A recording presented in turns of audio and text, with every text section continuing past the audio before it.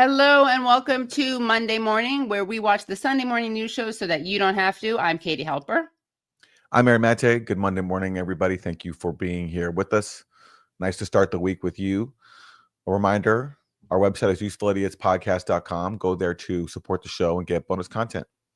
And also hug, as Sarah writes, hug the like button. Don't just hit it, hug it, or hit it. Well, because we're now in a resumed genocide, we have to go through the ritual of announcing daily, yet another person who's become known to the public who's been assassinated by the Israeli military. In this case, another journalist, Hossam Shabbat, who is a Palestinian journalist based in North Gaza, has been killed by Israel in his vehicle. This was him just a few days ago.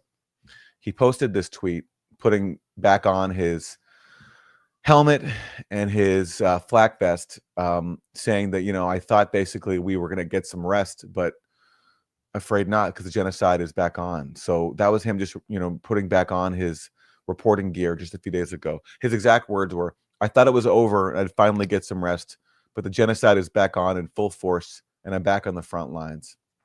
And he was always on the front lines. When Israel launched its starvation siege of the North Gaza, where he's based, last year, he refused to leave. As many people fled, he refused to leave, saying, there are people still here. I have to report on what's happening to my community. So he stayed. And because of his bravery, like so many other Palestinian journalists, he's been murdered. So disgusting. I mean, if words really do fail. And we should point out that this is not, these are not accidents where they're trying to get a bad guy and these guys are bombed in the crossfire. Like, they are taking out journalists intentionally. They consistently also bomb journalists' homes, and they know where they are. We should also share with people that Abu Bakr Abed, the 22-year-old journalist who we interviewed last week, has been diagnosed with malnutrition. So, yeah. It's, whether it's bombs or starvation, all part of this genocide. And there's another journalist who was also killed today named Mohammed Mansour. He's with Palestine Today TV. He was also killed in a strike on Khan Yunis. So that's what's happening. It's happening if you live in the U.S. or a NATO state with your government support. And it's happening because the Trump administration authorized a resumption of the genocide, which was happening under Biden, in which Trump had managed to play a part in stopping with a ceasefire deal. But he's given Netanyahu the permission to blow up the ceasefire deal, and therefore resuming acts of terror and mass murder like this. So we'll have to be covering that on today's show, and for as long as this continues. It's just the daily ritual of living in a live stream genocide. Yeah. But so we'll have more on Gaza, but let's start, as we always do, with Meet the Depressed. Good Sunday morning. President Trump's clash with the courts is growing as legal experts and lawmakers warn the country could be nearing a constitutional crisis. Last week, a federal judge temporarily blocked the Trump administration's use of an 18th century law known as the Alien Enemies Act to deport hundreds of alleged Venezuelan gang members to a prison in El Salvador. The judge ordered the deportation flights to turn around. That didn't happen. But the Trump administration denies defying the court's order. President Trump lashed out, calling for the judge to be impeached. So how do you deny ignoring a court order when you literally deny, how do you deny unfollowing a court order when you literally just don't follow the court order? An interesting thing. I guess we'll find out. Yeah. We have very bad judges, and these are judges that shouldn't be allowed. I think at a certain point you have to start looking at what do you do when you have a rogue judge. The judge that we're talking about, you look at his other rulings. I mean, rulings. I'd watch that sitcom or drama series, Rogue Judge. Yeah. Rogue reality Judge. TV show. Let's get that into production. Rogue Judge. Yeah. Executive producer Donald J. Trump. It's just about a judge who refuses to deport people who Trump has said are criminals, even though Right. we did provide some evidence for it. Right. And then he says to them, "You're fired." You're fired. Yeah. Yeah. Rogue But- judge. Rogue judge. By the way, as someone pointed out, I mean, it's not that we're near a constitutional crisis. I mean, when you have the president ignoring orders from judicial orders, that is a constitutional crisis. Well, Katie, I have to disagree a little bit. See, my problem is I heard Democrats say constitutional crisis so many times during the whole Russiagate thing when they were I know the president was a Russian agent. So I think they kind of maxed out their constitutional crisis card, to be honest with you. Well, that's why it's so frustrating because when it does happen, it's hard to make the case because, as you point out, Aaron, like they've cried wolf so many times that when there really is one, people won't believe it. But I mean, maybe I've just become so like desensitized to them saying that. But no, listen, certainly, unlike the fictional conspiracy that they believed in of Trump being a Russian agent, this actually, I agree with you, is very serious, and it's still playing out. Yeah. It's unrelated, but having to do with me, he's a lunatic. Just hours after the president's social media post, Chief Justice John Roberts delivered a rare rebuke, writing, quote, "For more than 2 centuries, it has been established that impeachment is not an appropriate response to disagreement concerning a judicial decision. The normal appellate review process exists for that purpose." NBC News has tracked 37 rulings from federal judges that have at least temporarily blocked actions taken by President Trump. President Trump has insisted he would not defy a court order. Going forward, I had judges would that you were defy so a court corrupt. order? Because we all know that, and that was I outrageous. never did defy a court order. And you wouldn't in the future? No, you can't do that. However, we have bad judges. We have very bad judges. But then on Friday, the president left the door open. If there was a flight tonight full of accused gang members and somebody called and said, "Mr. President, I know that this is still being adjudicated, but we can get these guys down to El Salvador right now," would you say that that's okay? I would say that I'd have the Secretary of State handle it because I'm not really involved in that.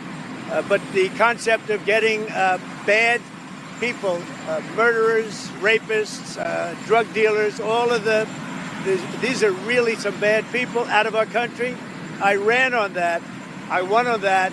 What they should be asking this judge, this radical left judge, he should be saying, why did Biden allow these criminals in our country?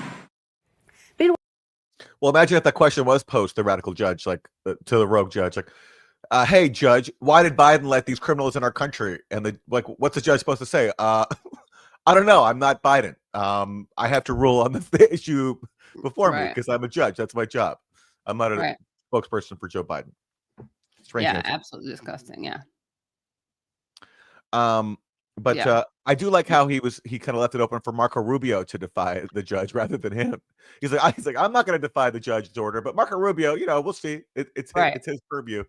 So maybe sorry, what were you going to say? No. Go ahead. Oh, well, and as we know, I mean, Rubio, we saw last week, he's happy to lie and also break the law, advocate breaking the law. Remember, he actually said to Margaret Brennan when she was like, "Do you have any evidence about Mahmoud Khalil being a terrorist or breaking the law?" And he was like, "Well, I mean, he was a negotiator, which is a crime in itself." Yes, he was a negotiator for student protesters at Columbia who was, talking daily with the administration. And for some reason, in the eyes of Marco Rubio, that's now domestic terrorism. Right. Unbelievable. Interesting times. While across the country, elected officials are feeling the heat from voters over Elon Musk's efforts to slash federal government agencies. We have sent you to Congress for decades. We expect you to follow through for what we Iowans really want our government to do and not to have a federal government that is being dismantled by this President Trump and Elon Musk. Please stand up for what's right and do your jobs. Given all the angry town halls that Republican Congress members have faced because of Donald Trump and Elon Musk, it's only fair that Elon Musk and Donald Trump have their own town hall with Republican Congress members for the Congress members to yell at Trump and Musk for putting them in such a bad position because they've been humiliated. All these constituents being like, "You cut my job, you're cutting my benefits." There's got to be, if Trump and Musk are are being fair. They should subject themselves to a town hall with the Republican Congress members who could freak out at them for being subjected to their angry constituents. I'd love to see that personally. Yeah, that would be really. That could be like the right after we watch Rogue Cop. It could be like angry congressman. I don't know. It doesn't have the same. Doesn't roll off the tongue. But you know, another good potential TV show.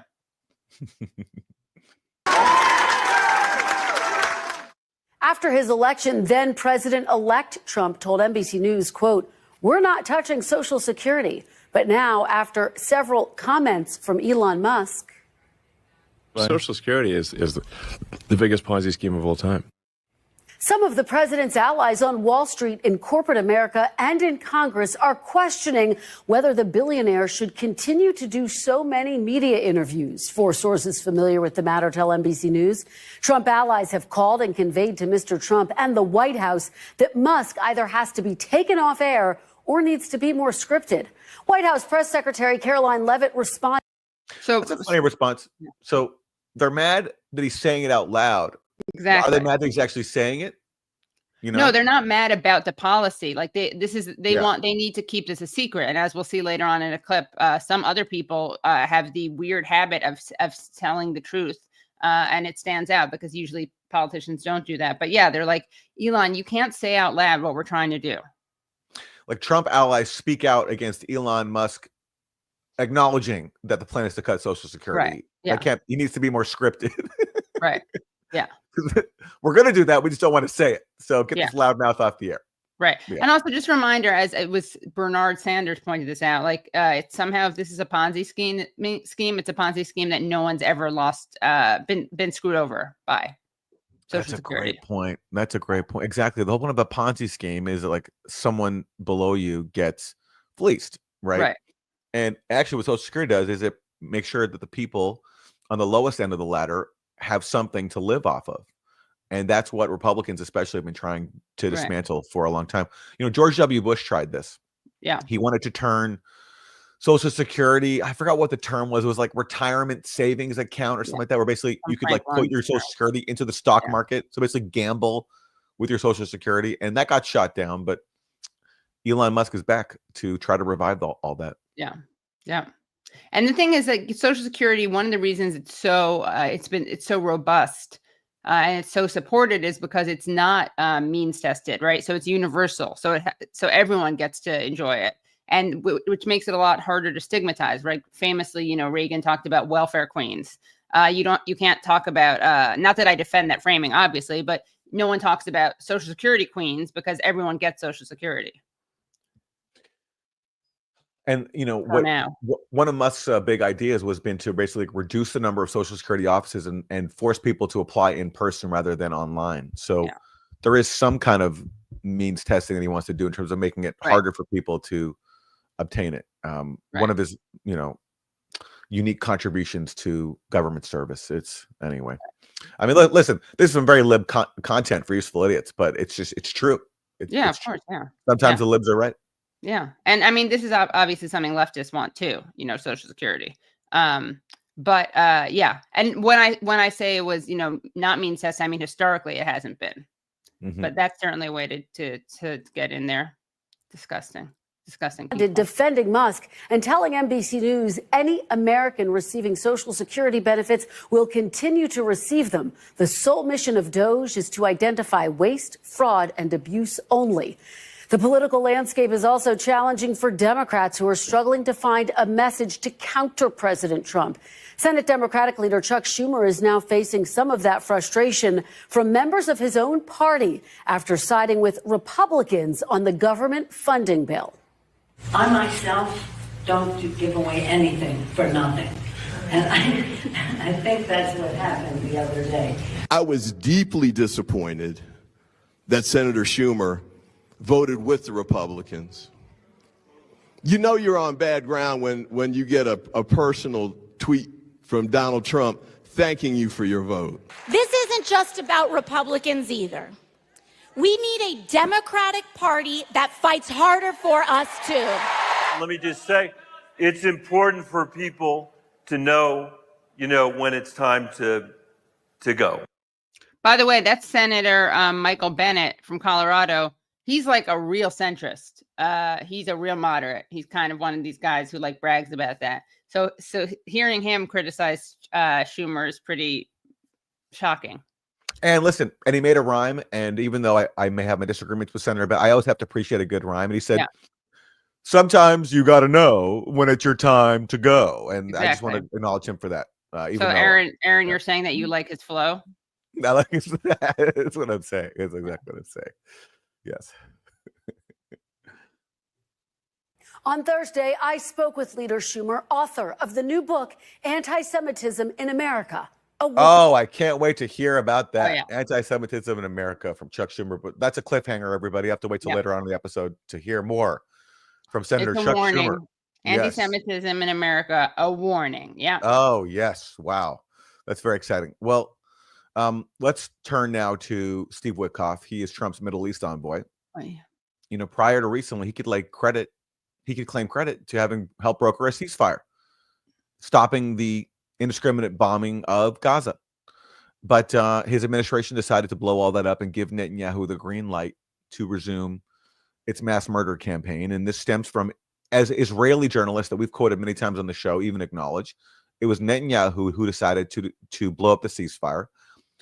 The ceasefire was supposed to move on to phase 2, which was the phase in which remaining captives would be freed and there would be permanent Israeli withdrawal from Gaza.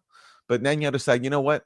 I don't want to withdraw from Gaza. I want to displace more people and make more of Gaza unlivable. And hence why he resumed carrying out his mass murder campaign. And so Steve Witkoff, now facing the fact that Netanyahu destroyed his own ceasefire deal, how's he going to explain this to Fox News? Well, guess what? He doesn't blame Netanyahu. Really? Shocker. I know that you said Hamas has been unreasonable in trying to respond to another round of the next phase of a ceasefire. Where do we go from here?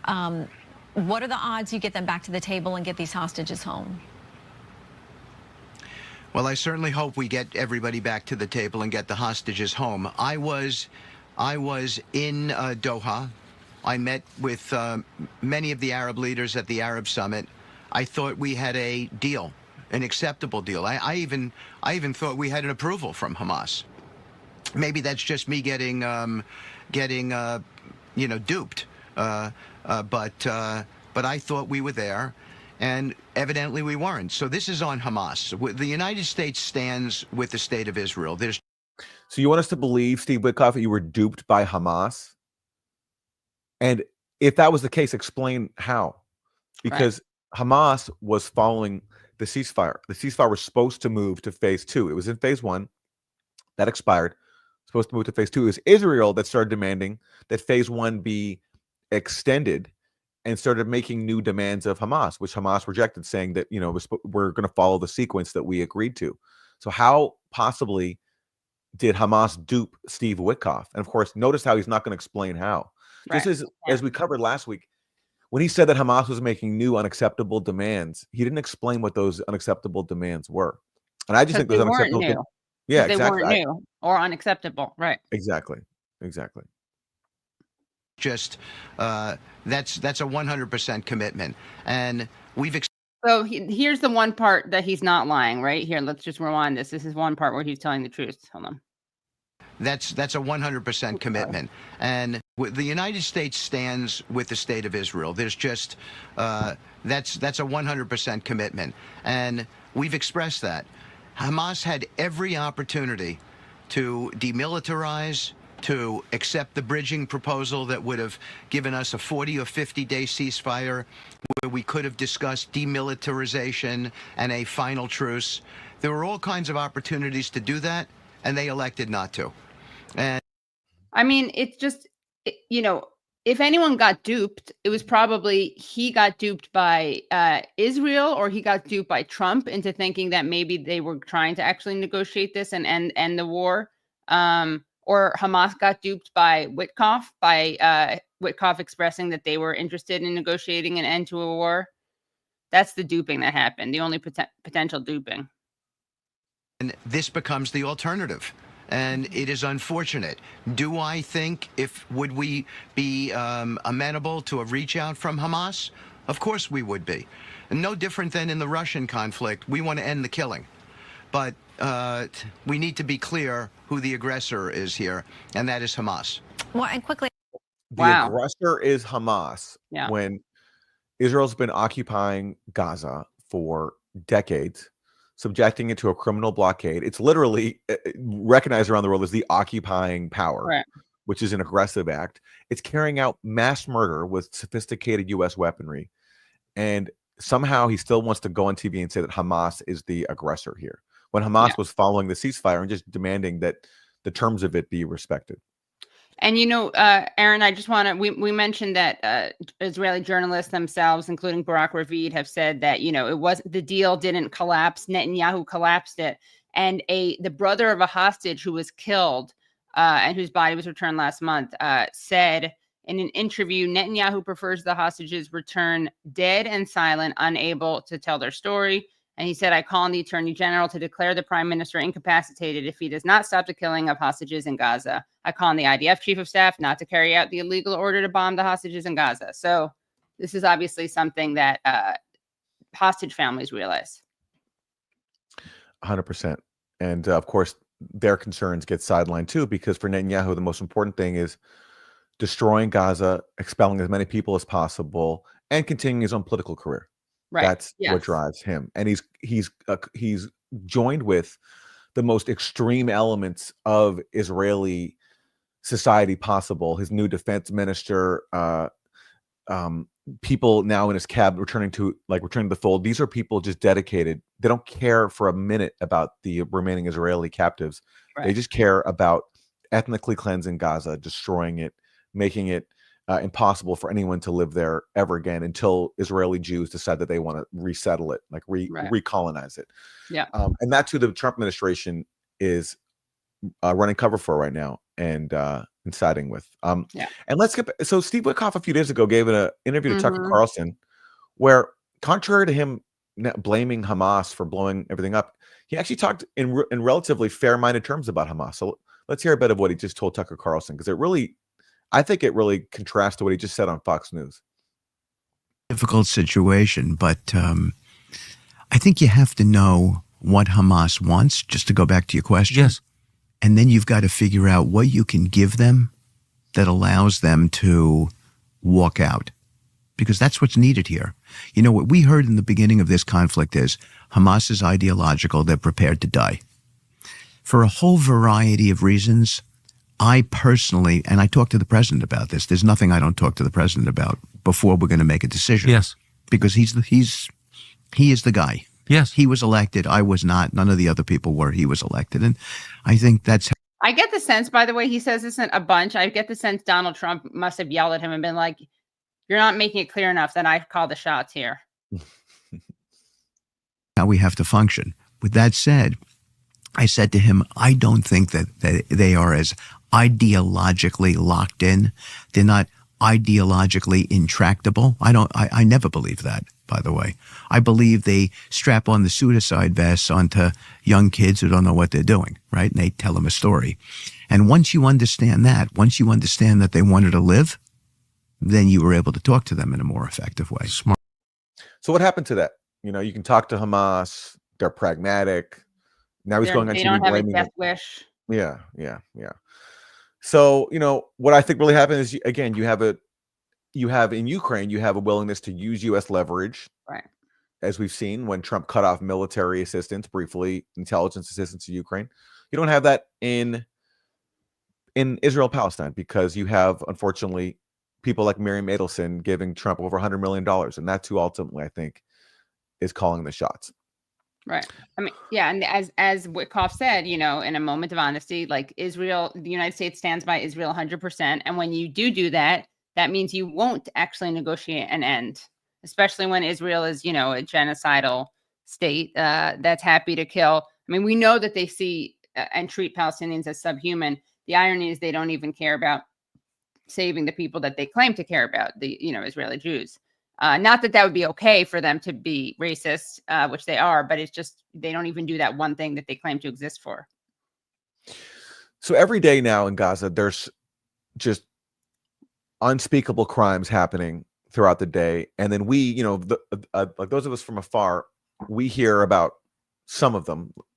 For today, we know now that Israel's killed 2 journalists, Hossam Shabbat and Mohammed Mansour. Yesterday, Sunday, Israel bombed a hospital, the emergency wing of Nasser Hospital in Gaza. And just shortly before that bombing, CNN interviewed 2 doctors who were working out of there, Mark Perlmutter and Feroz Sidwa, who, Katie, you've interviewed before. Yeah, I interviewed right? both of them last week. Yeah, and Yeah. I have an update because, well, I'll tell you the update after we show this video. Yeah.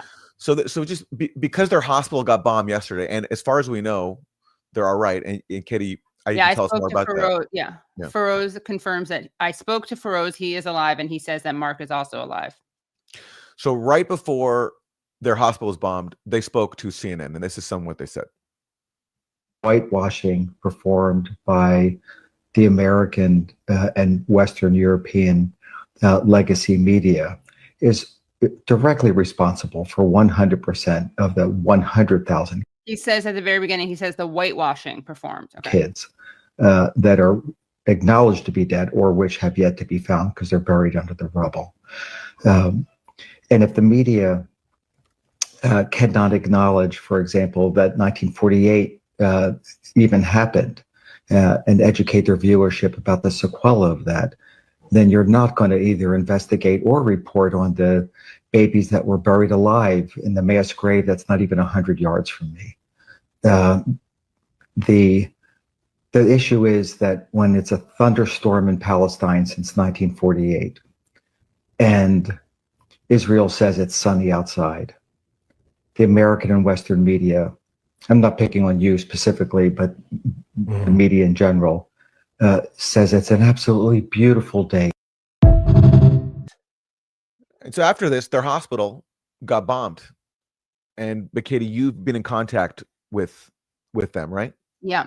So I reached out to, I mean, this is the horrible thing about interviewing people in Gaza. Of course, one has to do it. And that's part of being a journalist, is you actually have to cover what's happening. But it's just so scary because increasingly, like the more people you talk to, the higher the risk that you will know someone who's going to be killed or going to have malnutrition. And yes, I spoke to them and Feroz told me that Feroz is the doctor standing next to him. I said, "Are you guys okay?" And he said, "Yes, we're okay, thankfully. One of my patients was killed. I was planning on changing his dressing tonight. If I'd been next to him, I probably would be dead." And it's awful because he, when I interviewed them last week, they were telling me about all these operations they'd performed during the day. They were telling me that during the interview. And then afterwards we were signaling and they updated us, each other about, oh, this person who I performed on, he died. This kid died. This woman died. All these people they tried to save, they all died because they don't have enough equipment or because the injuries were so lethal. And this person who was killed, his patient, was going to go home tomorrow. So someone he had saved, someone who was going to make it. And now he doesn't get to go home because he was killed by Israel. And Israel will just stop at nothing. And, watching people still defend Israel. I want to also make a point that you see a lot of Israel defenders saying, well, then they shouldn't have Hamas in the hospitals, as if that justifies it. So first of all, you never know if they're telling the truth. Second of all, even the alleged person who was getting treated was not a combatant. They were like a politician, an elected official, a Hamas official. And more importantly, that doesn't give you the right to bomb a hospital. Bombing a hospital is a war crime by default. It's a war crime. There's certain very high threshold of things that have to happen in order for it not to be a war crime. The person in the hospital has to be actively planning an attack in terms of proportionality and distinction. So I just want to say that even if, and it's almost always a lie that there's a terrorist there, but even if that were the case, it is a war crime. I mean, what is this new standard where all of a sudden you can say, look, there's someone associated with this group, whether it's a militant or not, in a hospital, and then it's okay to blow it up? Yeah. I mean, when has that ever been okay? it's just everything is on the table. Everything is fair game because it's Gaza, which is one of the most besieged, densely populated areas in the world.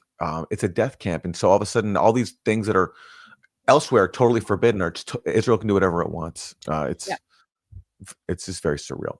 And, Okay. Just one other thing I want to add is, and this is in the interview that I posted on my channel.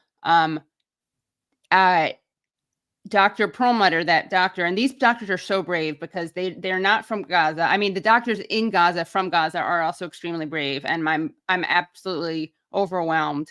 And I can't believe that these people are risking their lives, but these people came from the United States, are still there.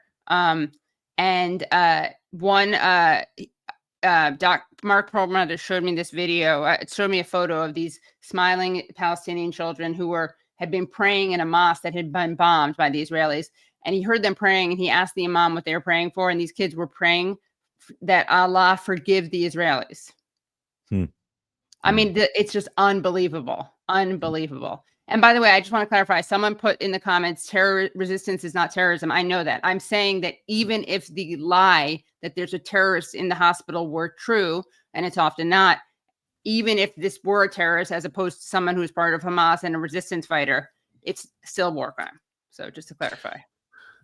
All right. Well, switching gears, let's go to Ukraine, where unlike in Gaza, the Trump administration is using its leverage to at least talk about making peace and engage in diplomacy. Here is more of Steve Witkoff. Exactly what's happening right now. Do you feel like there's a misconception, though, about the characterization of him as a tyrant or someone whose political opponents often disappear or die? I think in my 68 years on this earth, I've never, ever seen a situation where there isn't two sides to a story. It's just never as black and white as people want to portray. So there are grievances on both sides, but our job, and at the direction, again, I stress, of the president, our job is to narrow the issues, bring the parties together, and stop the killing. It's interesting that does not apply to Israel-Palestine. Yeah, I mean, exactly. And look, in Palestine, I mean, look, in every story, there's two sides, right? But actually, in Palestine, it's a lot more clear-cut and one-sided than Russia and Ukraine. At least in Russia and Ukraine, Russia is a larger power. It's a bigger military than Ukraine. Like, I do think Russia was provoked, and I think the U.S. played a major role in that. In fact, I just had a debate about that last week where I talked all about this. But in Gaza, it's not two sides. It's one side that is defenseless. The other is a sophisticated military armed to the teeth by the U.S., relentlessly bombarding and imposing a starvation siege on the defenseless death camp. So you can't even say there that it's two-sided. It's just so clear-cut. But yet, in that case, Steve Witkoff and the Trump administration are siding with the aggressor. In the case of Ukraine and Russia, yeah, they're talking good. I'm glad they're talking about peace, but as you said, why not apply that to Palestine? Yeah, because nothing ever applies. By the way, we're at we don't even have 1,000 likes, and we're at nearly 3,000 watchers. Guys, please. I mean, imagine having to sit through more Witkoff than we're even showing you. The least you could do is give us a thumbs up. That's the game plan, and that's what we're all there to do. And I think that we're doing a pretty effective job of it, and I think you'll see a lot more progress get announced after Monday. You seem convinced that he doesn't want to expand the territory beyond what he's taken now. I know there's going to be conversation about how much of that Ukraine does or doesn't get back. But you're convinced that he's not going to go further or have aspirations towards Europe. Obviously, they're concerned about that being much closer to this geographically. But 2014, we had Crimea. That hasn't come back. Why? And he's, gone far beyond that in this most recent attack on Ukraine. So why are you convinced that he won't press further if he's given some reward or some territory this time around? Well, look, he's been at war for several years. It's in large part been about those 5 regions, and it's in his speeches. There's a view within the country of Russia that these are Russian territories, that there are referendums within these territories that justify these actions. This is not me taking sides. I'm just identifying what the issues are. I've never seen a conflict that can be resolved without level setting the facts, and we're level setting the facts. Now, I've been asked my opinion, so about what President Putin's motives are on a larger scale, and I simply have said that I just don't see that he wants to take all of Europe. This is a much different situation than it was in World War II. In World War II, there was no NATO. So you have countries that are armed there. To me, it just does, I take him at his word in this sense. So, and I think the Europeans are beginning to come to that belief too. But it sort of doesn't matter. That's an academic issue. The real issue here, the agenda set forth by President Trump, he is my boss, and I adhere to that fact. The agenda is stop the killing, stop the carnage. Let's end this thing. You can't end things without communicating with both sides, understanding what each of them need, and then trying to bring them together. And that's what we're doing. Yeah, and we certainly hope that there's great progress in those talks this week, getting to this point and now moving forward. But I want to make sure while we have you that we ask about the Middle East, where I know you've poured your heart into those negotiations as well. The Iran-backed Houthis, they continue to fire at Israel. What is the last week of bombing achieved? And if you're holding Iran responsible, what's next? Well, we've taken out key Houthi leadership, including their head missileer. We've hit their headquarters. We've hit communications nodes, weapons factories, and even some of their over-the-water drone production facilities. Just in the last couple of days, President Trump has decided to hit the Houthis and hit them hard, as opposed to in the last administration where literally weeks or months would go by with these kind of one-off pinprick attacks. And as a result, we've had one of the world's most critical sea lanes get shut down. I mean, these guys are like Al-Qaeda or ISIS with advanced cruise missiles. Okay, comparing the Houthis to Al-Qaeda or ISIS is such an irresponsible joke lie. There's absolutely no comparison. The Houthis are not killing civilians. They are not bombing people. They haven't killed anyone.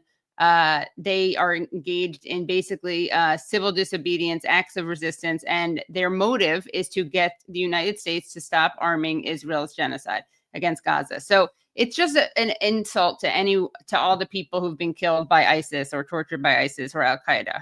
Ballistic missiles and some of the most sophisticated air defenses, all provided by Iran. Just so everybody understands the impact here, the last time one of our destroyers went through the straits there, it was attacked 23 times. 75% of our U.S. flagged shipping now has to go around the southern coast of. Boo-hoo. Oh, that's so sad that shipping is being attacked and being rerouted. This is because of a genocide. If only Waltz cared like an 18th as much about people being killed as he does about ships being redirected. Just absolutely disgusting. Africa, rather than going through the Suez Canal, and keeping the sea lanes open, keeping trade and commerce open is a fundamental aspect of our national security. The last administration was not effective. The Trump administration and President Trump have decided to do something much harder, much tougher, and what we'll see, but I think will be much more effective. So the president said he's going to hold Iran responsible as well. Envoy Steve Witkoff said in an interview that Iran had responded to this U.S. outreach via multiple channels in regard to a letter sent by the president. Witkoff described it as an offer to Iran to create a verification program so nobody worries about weaponization of nuclear material. Can you clarify, is the U.S. seeking the dismantlement of Iran's nuclear program or verification like what President Obama put in place back in 2015 and President Trump pulled out of? Full dismantlement. Okay. Iran has to give up its program in a way that the entire world can see. And this is, look, as President Trump has said, this is coming to a head. All options are on the table. And it is time for Iran to walk away completely from its desire to have a nuclear weapon. And they will not and cannot be allowed to have a nuclear weapons program. Why not? I mean, it's so ridiculous, especially given what the United States is doing. Why would the people who in a government who the United States is constantly antagonizing, vilifying, watching the United States literally fund a genocide, bomb Yemen, why wouldn't these people want to have a nuclear program themselves? And of course, as we pointed out before, if they were so opposed to Iran having a nuclear program, why did they rip up the nuclear deal that Obama had negotiated? And that was Trump who did that. It's enrichment, that is weaponization, and that it's strategic missile program. Can you only imagine? We've seen the death and destruction that they're doing through its proxies between Hezbollah, the Assad regime, the Houthis, and what have you. If they had nuclear weapons, the entire Middle East would explode in an arms race. That is. I mean, because, no one, this is not officially recognized, but everyone knows that Israel has nuclear weapons. So Israel's allowed to have them. Iran isn't. Completely unacceptable to our national security. I won't get into what the back and forth has been, but Iran is in the worst place it has been from its own national security since 1979, thanks to Hezbollah, Hamas, the Assad regime, and its own air defenses being taken out by the Israelis.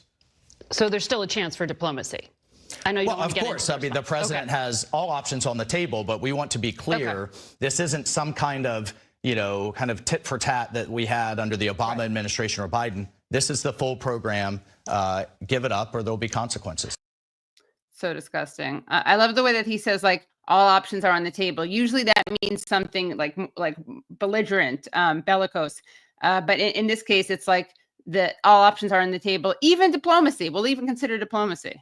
All right, let's shift gears back to domestic policy. And let's hear what Attorney General Pam Bondi had to say about pro-Palestine protesters on college campuses. You do not comply with the law if you do not protect our students on campus. These kids go to college to be safe, to learn in a safe environment, and that's not happening. And it's absurd that these universities are not stepping in to protect them, yet they're protecting these protesters who are also, I believe, some domestic terrorists. They're here inciting riots, inciting violence against students on college campuses, and it's going to stop.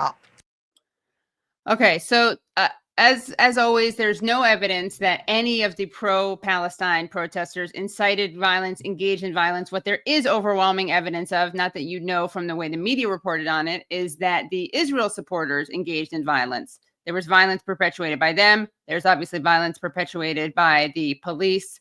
But we have the video evidence of the Israel supporters beating people. It's really rich to hear her making these points. What's shameful is what the universities are doing, and it's rich that she says that they're protecting the protesters. Here's what they've done so far for the protesters. Columbia University has agreed to Trump's demands to allow ICE on campus in plain clothes, where they illegally abducted Mahmoud Khalil. Columbia refused to protect him from ICE. As well as with the fifth-year PhD student Ranjani Srinivasan, who eventually fled to Canada to escape persecution. Columbia expelled 22 protesters, called in hundreds of riot cops on students, who then got brutalized by them. And then UCLA allowed their encampments to be attacked with fireworks and other weapons for hours. So all for what? So that people could not protest a genocide that's going on.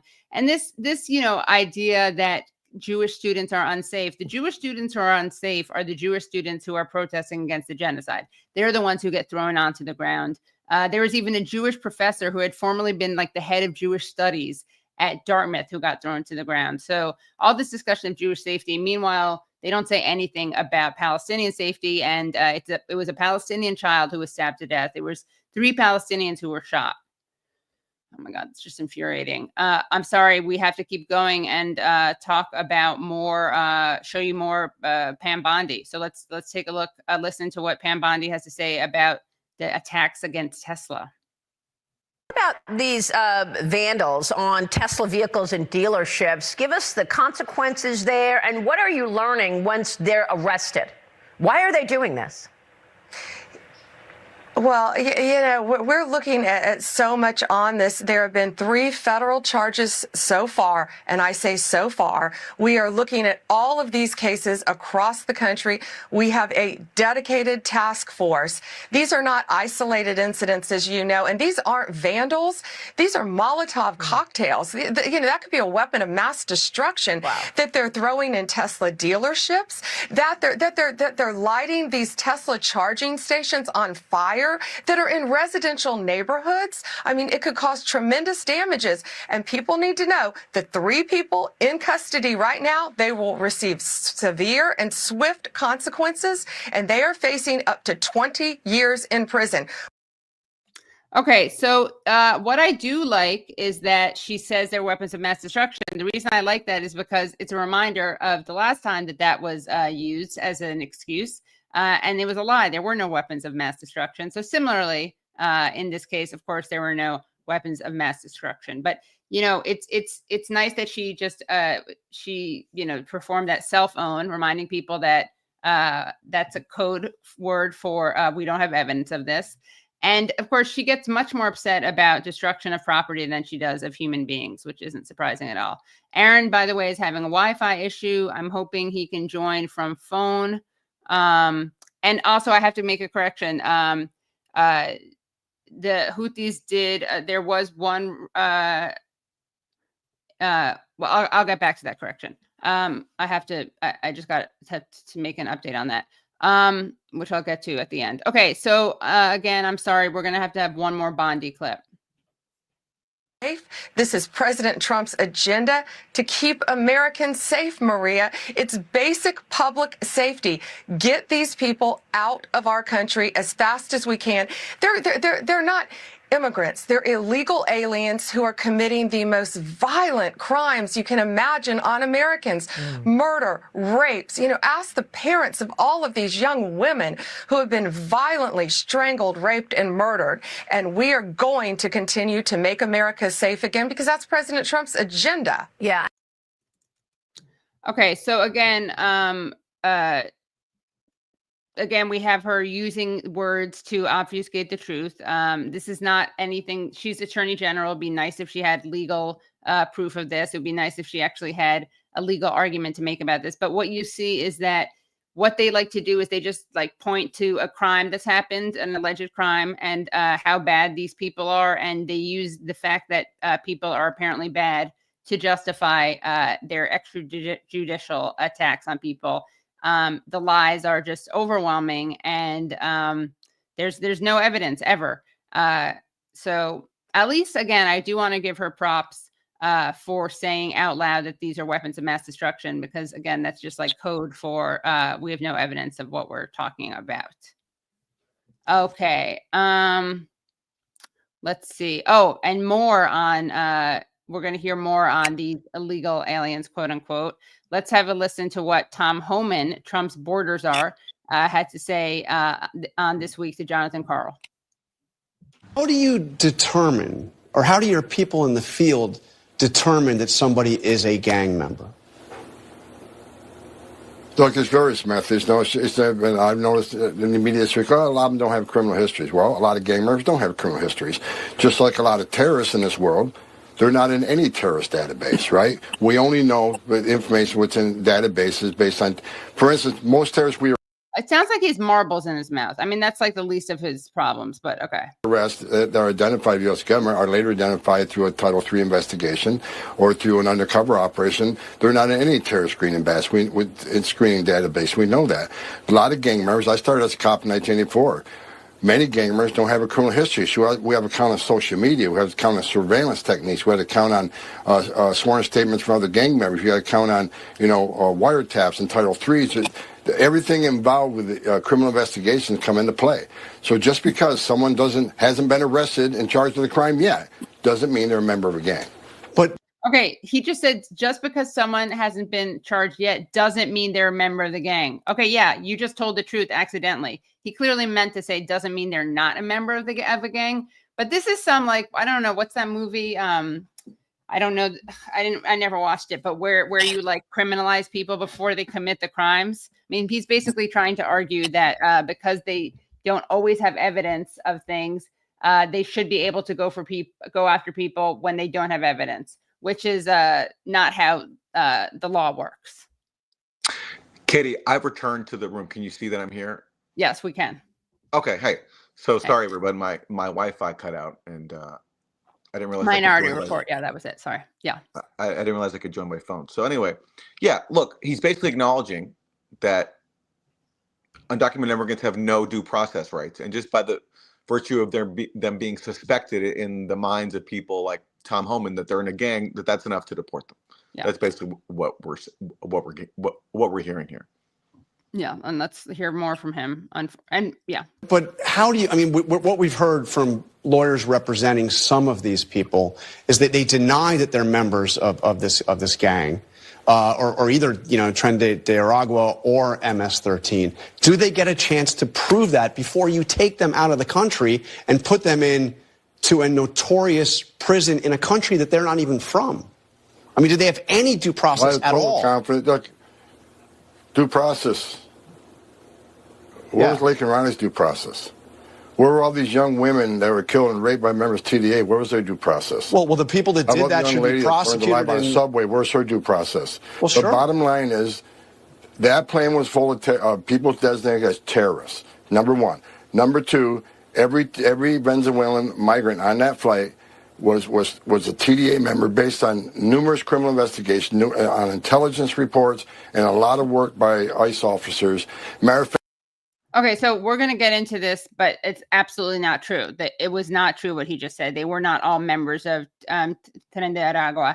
But this is a real giveaway when he says, is there any due process at all? When your response is, well, did this other person, a victim of a crime, have due process? The answer that you're giving is no.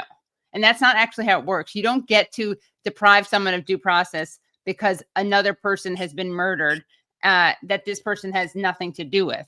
And, these people pretend to care about the Constitution. And obviously, just a reminder, as stated in the 14th Amendment of the Constitution, no state shall deprive any person of life, liberty, or property without due process of law. So, yeah, it's like, so basically, because one crime was committed against one person, that means no one else should ever have any right to ever again. Dumbest argument ever. Or at least if they're a foreigner. It's really novel legal theory right there. I'd love to see him teach a law class. Oh my God, it'd be amazing. If there is a single victim out there of any crime, that means foreigners, especially from Venezuela or some other Latin American country, do not have any more due process rights. That's the law. Yeah, that's the law. That's the law.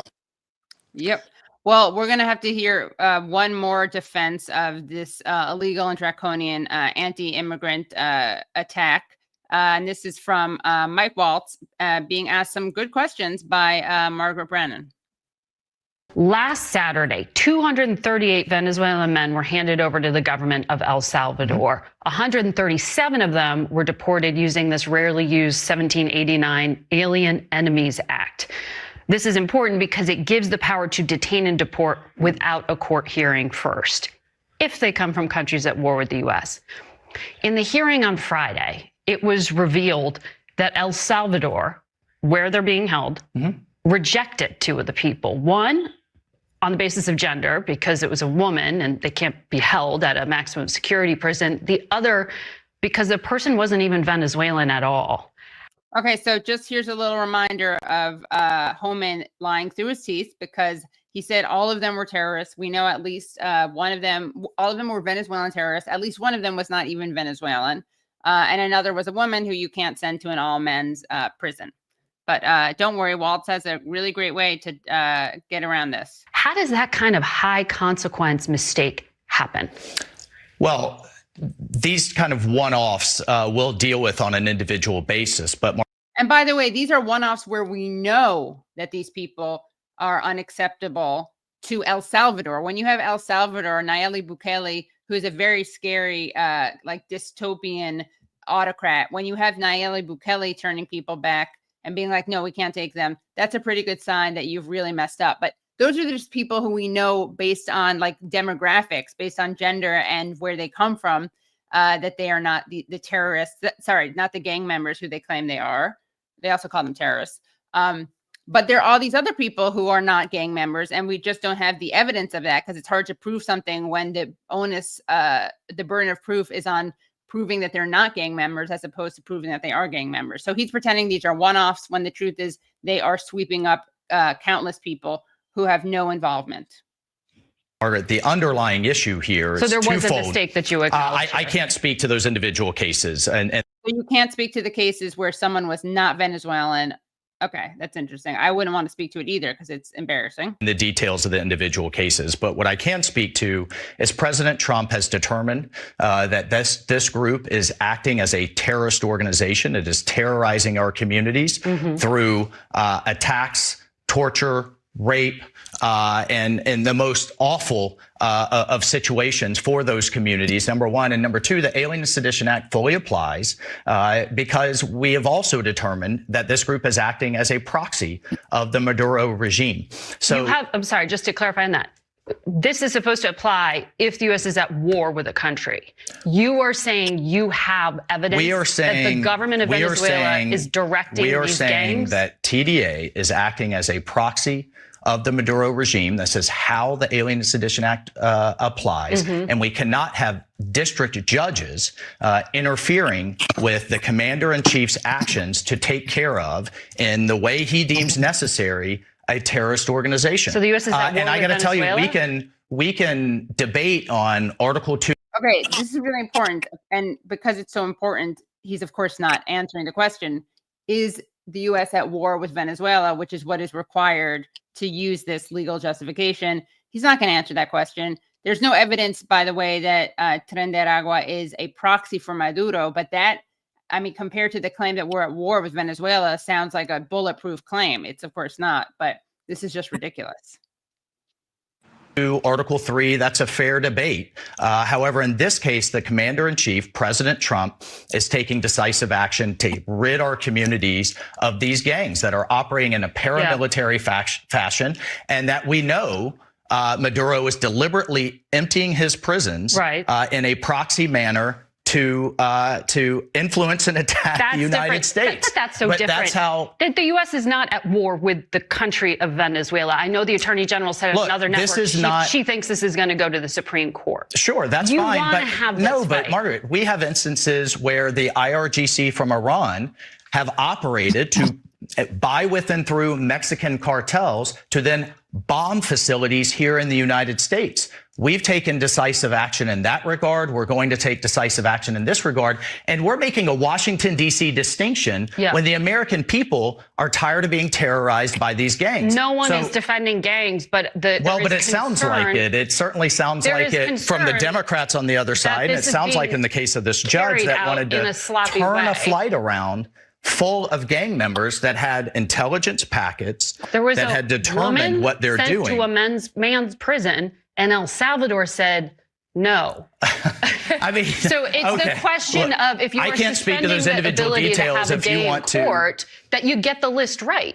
That you can verify that these people are gang members. Look, every one of them were here illegally. So first of all, we had every right and and should deport every one of these individuals. If you want to make a special case for one, that's fine. But underlying that is the Alien Act that has determined that commander-in-chief has the absolute authority to do this.